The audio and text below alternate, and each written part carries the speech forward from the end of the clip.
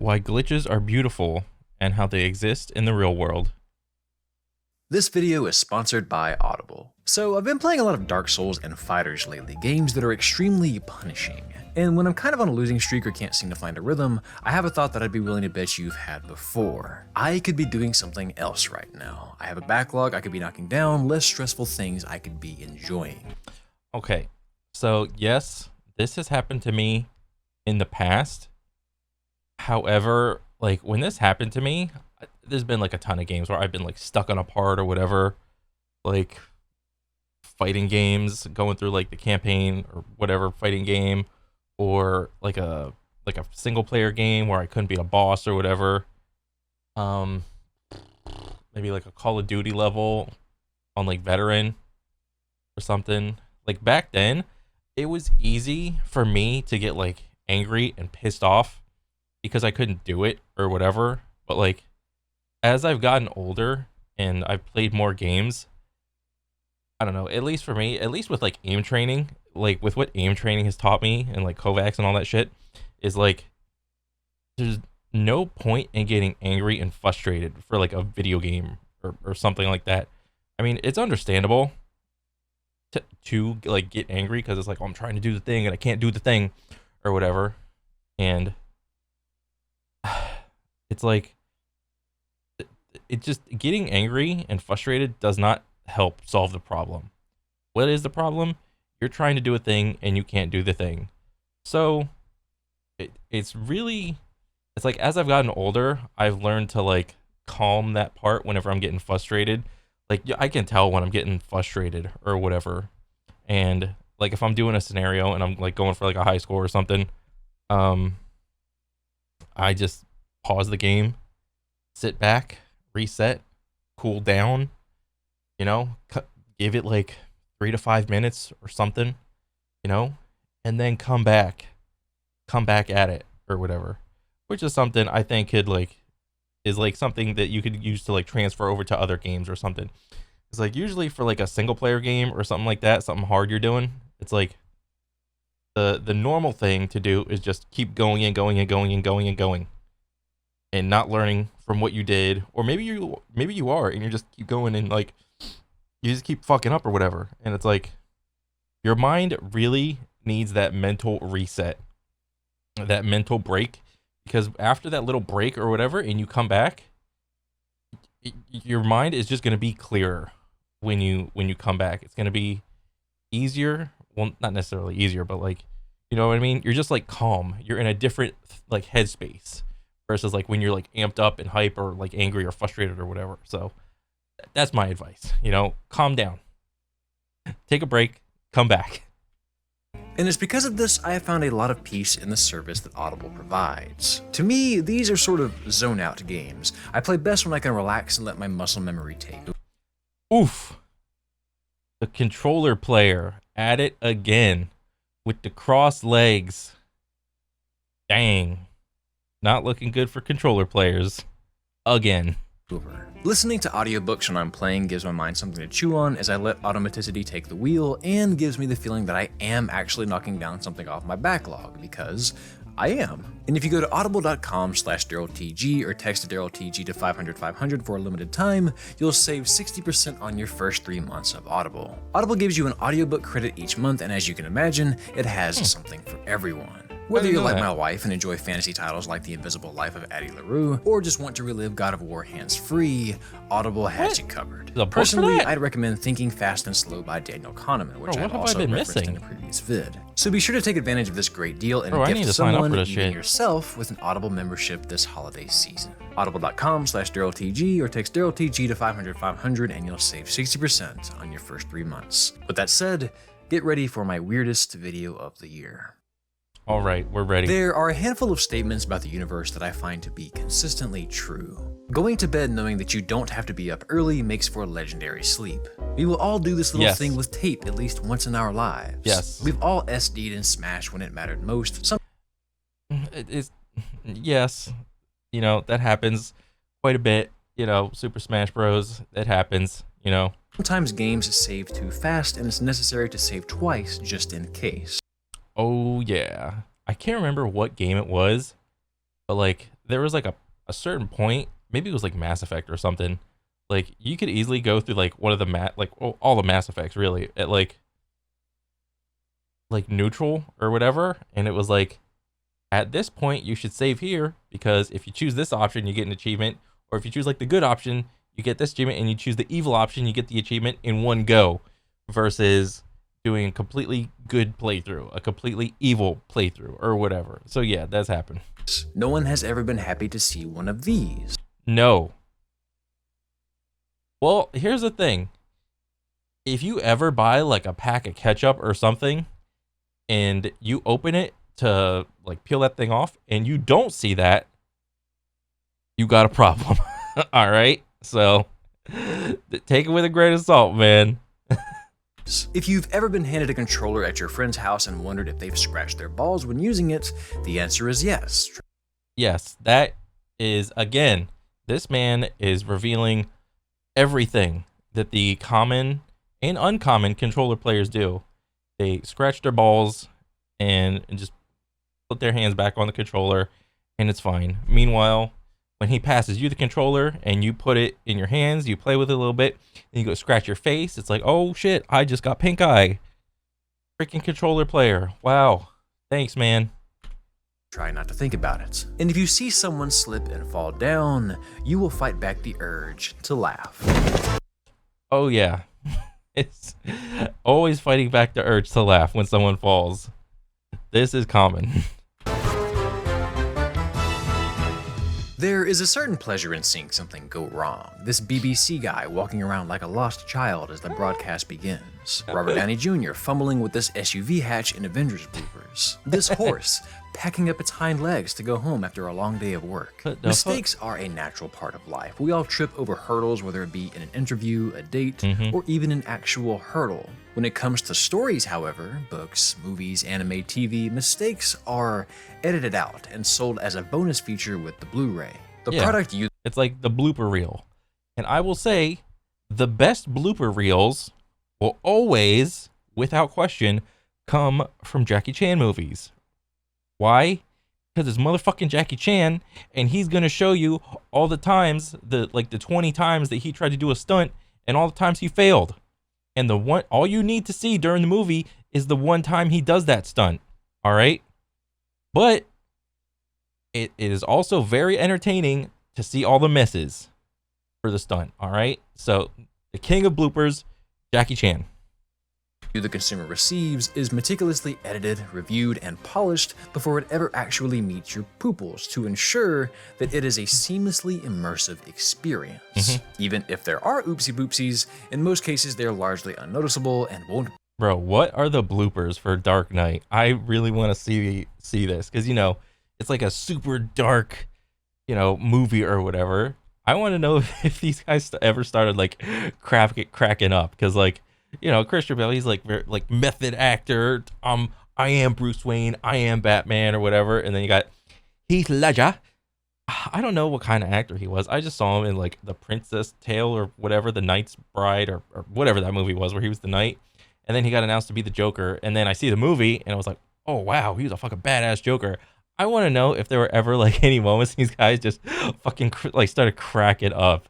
That is gonna be so funny. Break your suspension of disbelief. And despite what we may remember about growing up playing video games, it at least feels like mishaps in them are fewer and far between, with constant patches coming through and the industry as a whole growing. Yes, jump. Oh, what? But yeah, they're still around. Was And that they come in a Cyberpunk? wide That's probably variety Cyberpunk. to fit your liking. Invisible vehicles, confused NPCs, speedrun strats, being inside stuff, falling out of stuff, sleep paralysis demons, Dwayne The Rock Are You Winning Son, frozen horses, sliding horses, bouncy horses, flying horses. Bro, this is the best glitch in the history of gaming. All right? The best one, bar none. The horses, you go vertical with them off like an angle or whatever, and like you save quit and then you come back and then you have like a zillion velocity and can move like anywhere on the map, super speedy or whatever. So freaking good. There are a lot of wonky horses. You see, stories told in other forms of media can control every little thing on the screen or on the page. Don't like something? Edit it out, refilm it, rewrite it, redraw it, digitally remove it, digitally add it, digitally shave it. But stories told through this particular medium are the exception. Regardless of how many hours of playtesting, months of delays, or years of patches a game may have, there is simply no way to ensure that the literal millions of possible situations, inputs, and scenarios a large game engine can produce will be completely bug-free. Even 20 years after games drop, speedrunners are still finding exploits. New games, regardless of delays or the size of the studio working on them, will have to deal with glitches at least to some degree, and because of this, we all get it, you know? In fact, some bugs are kind of endearing. You accept that nonsense will ensue in GTA. You know what you're signing up for if you play a select few Sonic games, and damn it, I hope Cyberpunk never changes. Oh my god, please change Cyberpunk. Be good one day. There's like one dude working on it now. In fact, some games are purposely left full of bugs and goofy physics because a lot of us are simply tickled pink at this. The problem with glitches really rears its head when we're talking about immersion. Let's just say you're really into the story of the game, the narrative is hidden, the dialogue is gripping, you're on the edge of your seat, frankly just smitten. And then... Look at Diamond City, a place I've been trying to warn of real danger. But every issue I publish, all I hear is, "Oh, Piper, why don't you ever publish anything happy? Piper, why can't you write something nice for a change?" That is so good. Right, so you might have pissed yourself laughing like I did when I first saw that, but every bit of immersion, every bit of your currently suspended disbelief just got back into school. Now it's painfully obvious that this enchanting journey is in fact an imperfect disc, currently spinning away in your dusty old PlayStation a few feet from your sleep-deprived face. Not that you didn't already know that, but now you're getting an abrupt reminder. The magic of the story is tarnished, even if you're still entertained. But there is a level of tolerance to glitches, right? The first glitch is like the first time your partner touches you with their cold feet under the covers, and it's all cute and funny, and you already have so much invested in that game. I think there's like a couple like glitches come in like, I don't know, varieties or whatever. It's like if you're playing like a single player game or whatever, and it's like you're like very like immersed in it, like you said before, and the glitch just comes along and is like maybe it breaks the game or something. It ruins your save entirely, depending on how many hours you're in. It's like a glitch like that fucking sucks, you know? Unless it's like a little momentary thing of like someone doing like a T-pose or something, or dudes like clipping through the ground, or items clipping through wherever, lost whatever, like wonky physics. It's like that stuff is fine and funny. It's like stuff that like glitches that ruin gameplay are super fucking annoying, dude. You know, like if you're playing like some sort of hack and slash game or whatever, and you just come across a glitch where it like stops you from playing the game, doing the combo, fucks up the physics or whatever. Or maybe it's like a visual thing where it's like an enemy's running at you and they got this like gigantic like pixelated mash on top of them running at you. It's like, what the hell is that? You know? Stuff like that sucks.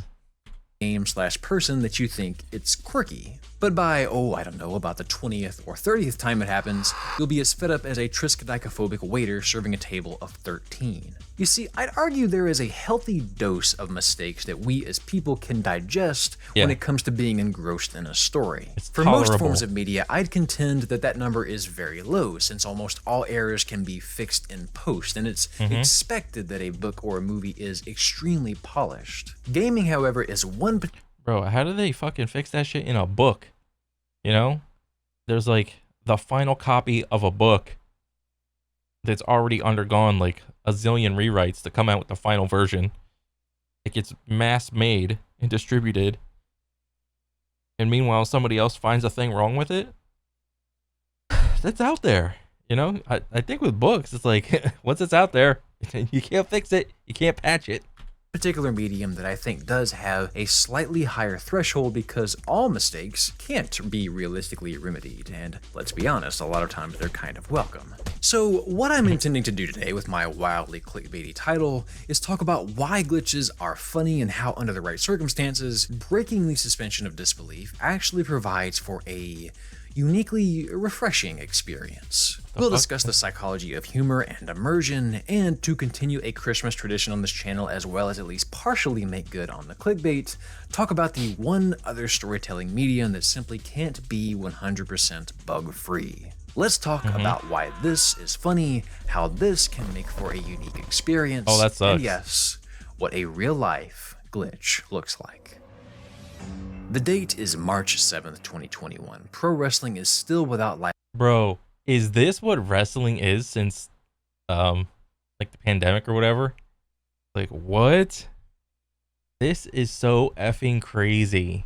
You think all these people got like screened to like see if there's like anything like against TOS in the background or whatever? Bro, these people can just put whatever the fuck they want on in the background. You know, this guy with the fucking green screen, he could put whatever he wants back there. He could put there could just be like a random dildo on a desk or something. And we're just not seeing it. Live audiences due to some obscure virus you've probably never heard of. It's the main event of AEW Revolution on pay-per-view, and Jon Moxley is wrestling Kenny Omega in an exploding barbed wire death match, which, except for the death, is exactly what it sounds like. These two men are beating the hell out of each other, not just with barbed wire bats and chairs, but with exploding barbed wire bats and chairs. Hey, I will say, as harmless as that actually is, well, it's not harmless, you know, that looks fucking cool though. All right. It's absurd, it's gut-wrenching, and it's damn good entertainment. And even if we all know that wrestling is scripted and more of a violent form of theater, bro, as corny as that looks fucking cool. All right, flips and shit. It's like a fucking anime fight. That's fucking baller. than a sport, it still takes you on a ride and still tells you a story. This story being of two men who simply hate one another more than they hate the sensation of pain. This match was intended to pay homage to the controversial yet iconic Japanese-style death match where glass, barbed wire, and yes, explosives were used to take pro wrestling rivalries to the nth degree. Wrestlers like Terry Funk, Hayabusa, and the great Atsushi Onita made spots like this something that even a non-wrestling fan simply can't forget seeing. That's fucking baller. And so Moxley and Omega dueled back and forth, putting on what really was a spectacular performance, given the fact that they only had a couple hundred fans to feed off of thanks to the pandemic. Now, sometimes these death matches ended with a countdown, where if the match had not yet ended, the entire ring would explode, leaving wrestlers covered in debris, the ring engulfed in billowing smoke, and fans in total Bro, that shit would suck if that's like inside with no ventilation. That would suck. shock as their hero lay bloody and helpless amongst the wreckage. And this was the fate of Jon Moxley, who after losing was tied up in the ring. And in an uncharacteristically selfless act, Moxley's former friend Eddie Kingston comes to his aid, tries to help him escape, and as time runs out, desperately shields Moxley to protect him from the imminent blast. This could be a huge mistake, but he can't watch his friend go out like this. Time expires, the crowd watches helplessly, and then...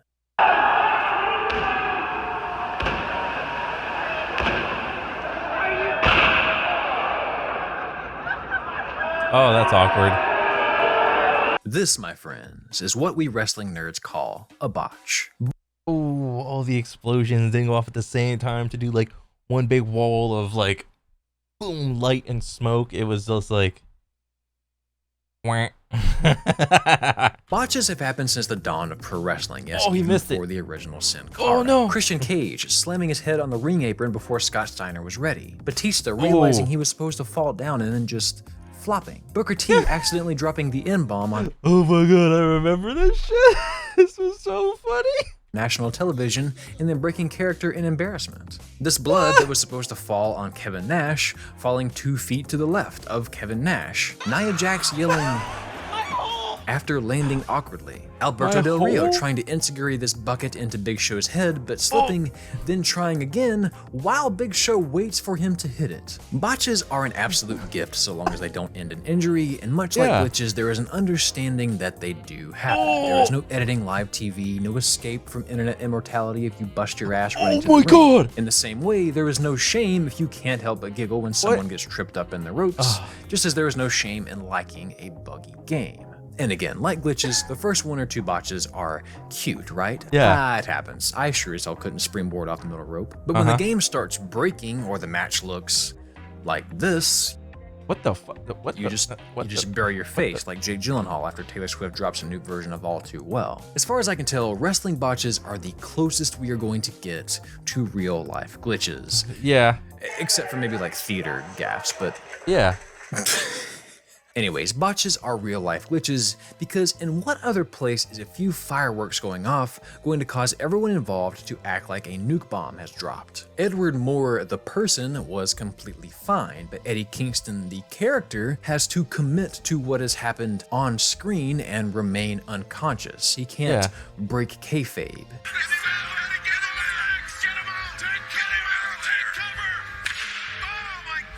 The commentators must react like these two need to be rushed to the hospital, despite the crowd reacting like the explosion was $20 worth of roadside sparklers. Just like Arthur Morgan has to have a more explosions. Normalized conversation as the cutscene is intending, despite the NPCs having a shootout in the background. Sure, mistakes happen on live. Oh my god, the amount of news bloopers. Oh my god, I've watched like random videos of the news bloopers so many times. It's so funny. Like somebody mispronounces a word or says like a sexy word or something, like dick or penis or boobs or something, or vagina on like national TV. It's like, oh my god. TV all the time, but a news reporter doesn't have to stay in character because they aren't in a fictional world. Fuck it. There is no story. They're a human being in the real world that made a mistake and can acknowledge it freely, which is not the case when you're trying to sell a narrative that is relying on perfect execution. This scene is about justice and the concept of being above the law despite two characters being inside of NPCs. Just like this match's conclusion is supposed to be a heroic gesture from a former friend who's been in a dark place trying to redeem himself, despite an explosion that would cause Vinny Santorini from Atlantis to lose his boner quicker than an arachnophobic gay man fighting Quelaag in Dark Souls. Damn, that was a good one. The story was relying on this explosion to be devastating, but it was comical. When glitches and botches get in the way of a story being told, there is an incongruence between the intended message and the eyesore that is currently breaking your suspension of disbelief in that message. And that incongruence is why, in a lot of cases, you can't help but crack up. During the commercials of Are all those like the ones with the green text? Are all those like Fallout 4 or whatever? Because I still haven't even played Fallout 4 yet. I know it's like a massive game. I know it's from Bethesda or whatever, which is like, you know, they're known for having all these like random ass fucking bugs and glitches everywhere. I really need to get to playing that someday. Of the Super Bowl last February, there was an ad that ran only 5 seconds. What the fuck? Here it is. What? Oh, this actually worked. If you're reading this, this means our bet paid off. Big game spots are expensive, so we couldn't buy a full one. But we were inspired and decided to spend our entire marketing budget on 5 seconds of airtime. One thing we learned from our communities last week is that underdogs can accomplish just about anything when they come together around a common idea. This is very true. When you get a mass amount of people around a singular thing to do something, it is quite possible to do that thing. The hard part is that you have to get a overwhelming, massive amount of people to do the thing with any significance. Who knows? Maybe you'll be the reason finance textbooks have to add a chapter on tendies. Maybe you'll help our Super Bowl teach the world about the majesty of owls. The majesty of owls. Maybe you'll even pause this 5-second ad. Powerful things happen when people rally around something they really care about. And there's a place for that. It's called Reddit.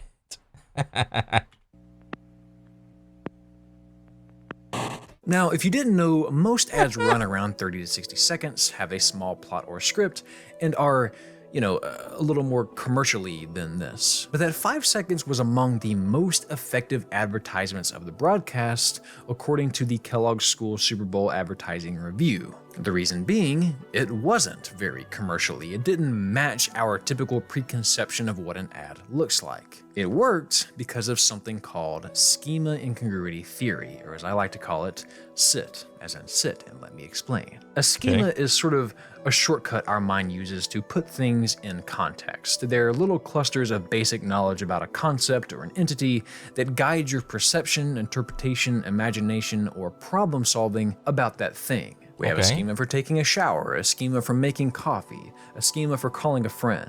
If I tell you you're about to take a driver's test, you might think about putting the keys in the ignition, fastening your seatbelt, adjusting your mirrors, but you certainly wouldn't think jam mashed potatoes into the air conditioning vents. Right. That would be absurd and maybe a little silly. Why? Because a side dish is incongruent with your schema of driving. Why would you assault your car like that? Why would you even have mashed potatoes? Hey yo, what the fuck? Just like a boring 5-second JPEG doesn't match your schema of a big budget Super Bowl commercial, a giant running at you with an explosive doesn't match your schema of a casual chat about journalism. You see, our minds like to make sense of things, and when they experience something that doesn't match what they're expecting based on a current schema, it catches them off guard, causing you to have to resolve that mismatch, which in the case of this Reddit ad resulted in curiosity, causing it to be pretty damn effective. And that's schema incongruity theory in a nutshell. In advertising, it has the potential to increase interest, memorability, and persuasiveness in consumers, and in glitches or botches, it has the potential to be found as humorous. According to Dr. William Fry, psychiatrist and laughter researcher at Stanford University, yep, that is a real profession, humor usually requires 2 big ingredients. One, of course, is incongruity. A mismatch between, like the schema of walking down the street and this poor person falling over in a dramatic fashion. It's not expected, but it's also not complicated. Bro, like the thing with like falls and stuff like that and injuries and stuff, it's like if it looks like the person like bounced back from it, or like they were surprised, or like, oh, or whatever. Like it doesn't have to be like just a ground level fall or whatever. Yeah, it's kind of funny because you get like that immediate reaction, like, oh my god, or whatever. But if it's like a gigantic, like what if that dude fell and he hit his head on this thing and he's like passed out or whatever? Like there's like a pool of blood just like going out or whatever. It's like, I wouldn't, honestly, I wouldn't be laughing then. I mean, shit, maybe, I don't know. Maybe there'd be some people that still would be. I don't know. That 5-second Reddit ad worked because it left you wondering what the ad actually said and why it was so short. It wasn't funny, Dr. Fry would likely argue, because it left too many questions. There's nothing complicated here. A dude tripped over. Incongruity isn't enough. If you don't get the joke, it's because you don't understand why there is a dilemma. It's why when I made the joke about the triskaidekaphobic waiter serving a table of 13, it might have fallen flat for you, because for it to be funny, you need to know what triskaidekaphobia is. It might have left you with an awkward Google search. So what is it? Each player with exactly 13 life. An irrational or disproportionate fear of the number 13. Triskaidekaphobia. I didn't know that was a thing. Search instead of a chuckle. Now, if I made the joke, what's really loud and kills you if it hits you in the nose? A train. Then you might go.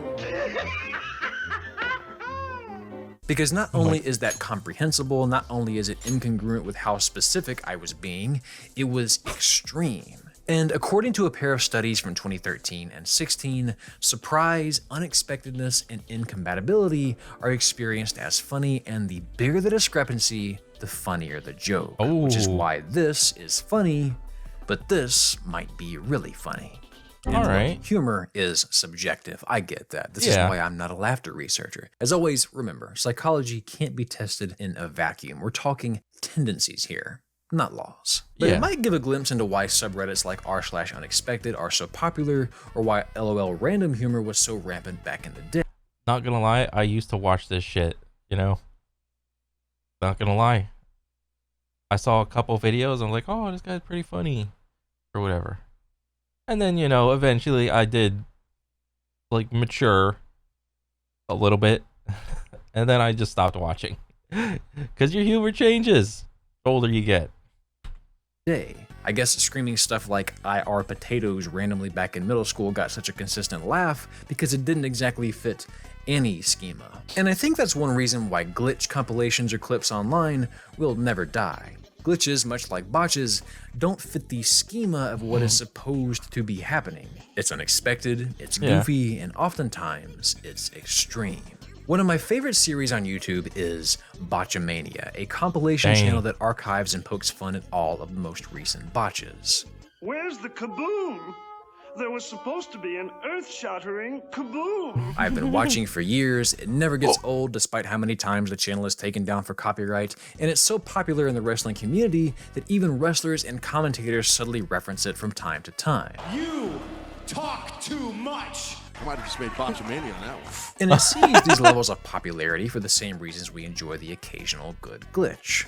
Now, if someone is wrestling and they, land awkwardly and are clearly concussed or bleeding out, that might be less funny. And this is due to the second ingredient of humor that Dr. Fry proposes, a play frame. Have you ever seen someone busted, laughed, and then sort of felt bad for doing so when you realized they were actually hurt? Yeah. All at once, the hilarity of it is washed away with genuine concern. This is what happens with botches in wrestling that end in disaster. Someone clearly with a traumatic head injury, a torn ACL, a crushed nose. Yeah. In all of these cases, humor left the building because the danger of the situation greatly outweighs any haha from the unexpected. Yeah. For it to be funny, things have to be seen in a play frame, which Dr. Fry says puts a because I think I mean, he's gonna like say it right here, but like this is like a modern day thing. It's like if you see if you generally see someone like do a botch or something in like regards to wrestling, it's like for me it kind of triggers this like thing where it seems like it's almost like public execution back in the day. Remember, like that was a thing, like people hanging or guillotined or whatever.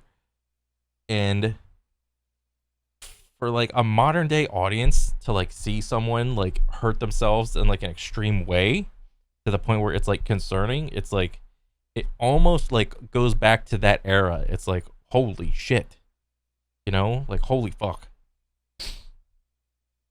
Real life event in a non-serious context and allows for an atypical psychological reaction. Play state is why this is hilarious, but this is hard to watch. What? Oh shit! He hit him in the fucking. The beauty of games is that they stay in that play frame. No one died from this explosion. NPCs in GTA aren't real people. Things can be endlessly absurd in the virtual world, and there is no risk of being legitimately concerned for anyone's safety. Because it's a but video not game. All botches are created equal. Oh my I've seen God. some scary ones in my day, and I truly hope I don't see many more. Yeah. This is still great though. Play state is intact here. Oh. Anyways, this video has been kind of all over the place. Let me wrap this up by talking about something I think is undeniably cool. Botches and glitches can be funny. They can be scary, What? they can break your immersion and unsuspend your disbelief, but they can also steer into the skid and paradoxically use all of those things, all of those natural human reactions to make a story even more captivating. When you're watching a wrestling match, you can kind of tell when someone is real life hurt or they have what we would call a shoot injury. Either they're bleeding way more than they should, the other wrestler breaks character in concern, or they're injured in such a way that they clearly aren't pretending. One such occasion was a match between Chris Hamrick and a young CM Punk. Hamrick goes for a top rope backflip, slips, catches his ankle on the top rope, and suffers a gruesome knee injury. He's clearly in genuine pain. Oh my Punk God. and some refs help out the poor man, and then What the fuck? fans in attendance were completely swerved, just like the fans during this match when Alexa Bliss horrifically breaks her arm and uses her opponent's concern as an opening to get in a cheap shot. Amazing how we forget that folks can be double jointed. Oh my Botches can God. be used Oh wait. to Holy shit, that was real? She could do that? Bro, that's fucking weird. Oh my God. Bro, if I were to see that in person, I'd be like, is this real? Is this scripted? Is he really hurt? I'd be like awestruck.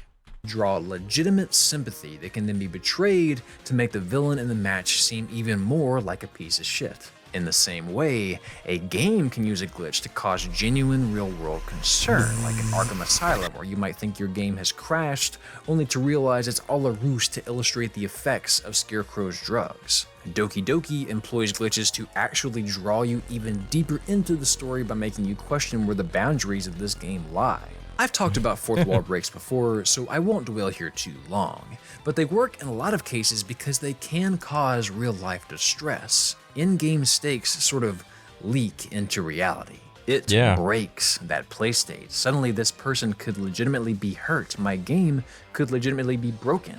When you realize it's all a hoax, everyone is safe, and this was all part of the act, the play state is reestablished, and you feel entertained in a remarkably refreshing way. Yeah. It's one of the reasons wrestling is so damn interesting to me.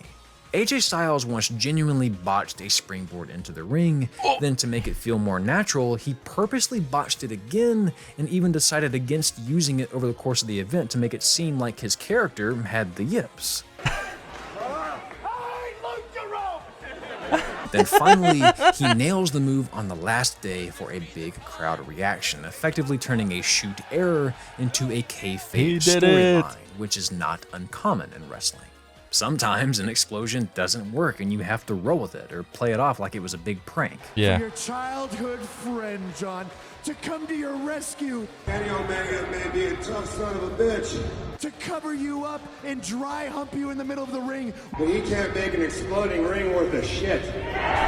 With 4 sparklers shot from the corner posts. In this match, that's word on funny. the street was that Michael Hickenbottom, the person, was shoot frustrated backstage with Terry Bollea, the person. So when Shawn Michaels, the character, wrestled with Hulk Hogan, the character, on this, Oh, so I guess for this, since they really didn't like each other, but they have to work together because at the end of the day, it is a job. You have a job to do. They went like really hard, like harder than normal. Like, oh man. this evening, Michaels went out of his way to oversell or wildly overdramatize all of Hogan's moves, technically doing his job, but also making Hogan look ridiculous in the process. It was hilarious to watch, but when you see moments like this where real-life drama bleeds into the talent's lives, you get a different story entirely. Who were we watching in this match? The on-screen characters or the men Oh my god, I wish I could have seen that match. That's so fucking funny. behind them? When a game glitches, are we seeing an unintentional mistake or a subtle premeditated scheme to make a Bro, didn't The Rock do that one time with like the Stone Cold Stunner thing? But I don't know if that was like because like Stone Cold did like a stunner on The Rock, and then The Rock like shot back up and did like another backflip or whatever into it. Do you think that was the same reason? Like he didn't like him, so he wanted to make his move seem like ridiculous and oversell it? Oh my god. us let our guard down? Well, this has been a fun video, and I want to thank you for tuning in to what may be the strangest, most unrelated pair of topics I have ever covered.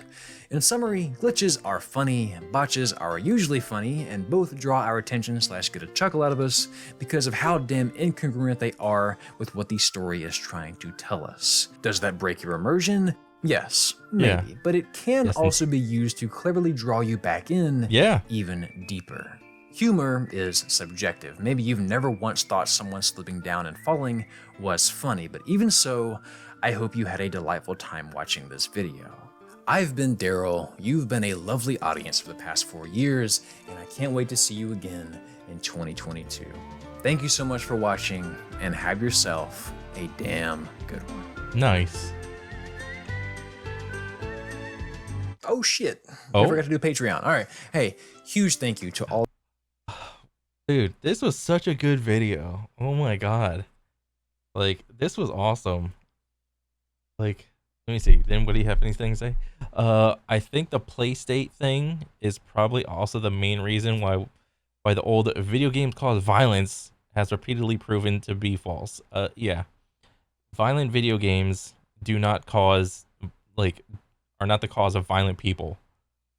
that is not the case, as much as real news would want you to believe. Yeah, man, this took some unexpected turns. Didn't realize how many funny, horrifying screw-ups are riddled throughout wrestling. Neither did I. I don't even remember. I don't think I've ever seen like a live botch or whatever in wrestling, or maybe I have and I just didn't know it or whatever. Because like back, I would watch wrestling when I was like way younger. I don't really like watch it anymore or whatever. Though I guess it's a quite fitting given the topic. Yeah, this was an awesome video. Freaking Daryl is like just coming out with straight bangers. I love this shit, dude. This is awesome. I want to see more. All right. Oh man. So yeah, I mean that's pretty much it. That's all I gotta say. And I'm looking forward to more. All right. Later.